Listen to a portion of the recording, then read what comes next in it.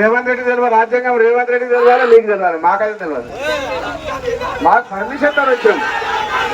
మీ permission ఉంటే చూపించండి, ఉద్దాంటే మీ permission ఉంటే మేము వెళ్ళిపోతాం. మాకు ఎలక్షన్ రూల్స్ ప్రకారంగా ఎవరికి ఏ టైం ఉంటే ఆ టైం మాట్లాడుకోవాలి. ఎన్నికలకు ముందు ఏమి హామీ ఇచ్చిండో ఒకసారి మీరు అందరు చూసుకోవాలి. ఏం చెప్పిండ్రు? కాంగ్రెస్ నాయకులు ఒక గ్యారంటీ కార్డు తీసుకొని ఇంటింటికి పోయి చూపించారు. ఈ కార్డు భద్రంగా ఇంట్లో దాపెట్టుకోండి, అన్న 6 గ్యారెంటీలు ఉన్నాయి, అవన్నీ అమలు చేస్తాం 100 రోజులు అన్నది. ఎక్కడ పోయినారు? రైతు బంధు ఎక్కడ పోయింది? 4000 పింఛన్ ఎక్కడ పోయింది?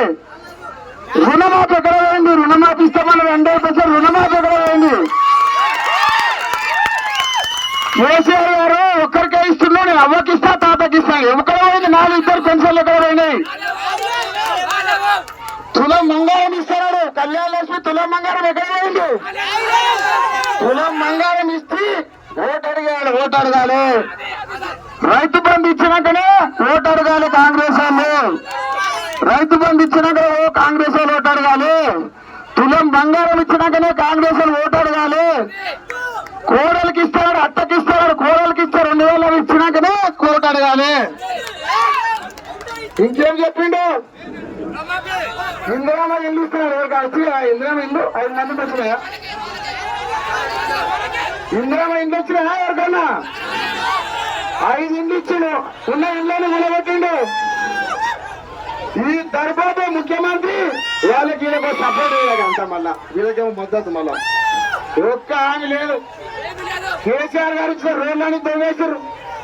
కేసీఆర్ ఇచ్చిన కేసీఆర్ గారు నీళ్లు ఇవ్వకపోతే నీళ్లు తాగడానికి నీళ్ళు లేవు. మీ గ్రామంలో ఇంటింటికి నల్లబెట్టి నీళ్లు ఇచ్చినాం. ఇంటింటికి నల్లబెట్టి నీళ్లు ఇస్తే ఇట్లా అడ్డుకుని దౌర్జన్యం చేసే తప్ప ఏం చేయరు కాంగ్రెస్. అంతే ఇక దౌర్జన్యం, అడ్డుకుని ఇక మందు వ్యాపారం 2 వ్యక్తులు ఇచ్చారు. కాంగ్రెస్ చేసే పని ఏంటంటే ఎన్నికలు రాగానే ఇంత మంది తప్ప రోజుల మీద దొరకక అడ్డం కూర్చోబెడతాం అంతే.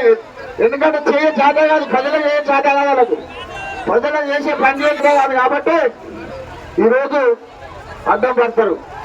అదే కాకుండా ఏం చెప్పింది ఇంకా అనేక రకాలుగా మాయ మాటలు, మోసం మాటలు చెప్పి అధికారంలోకి వచ్చినాక రేవంత్ రెడ్డి ఒక్క పని లేదు. మీరందరూ ఆలోచించాలి ఒకసారి.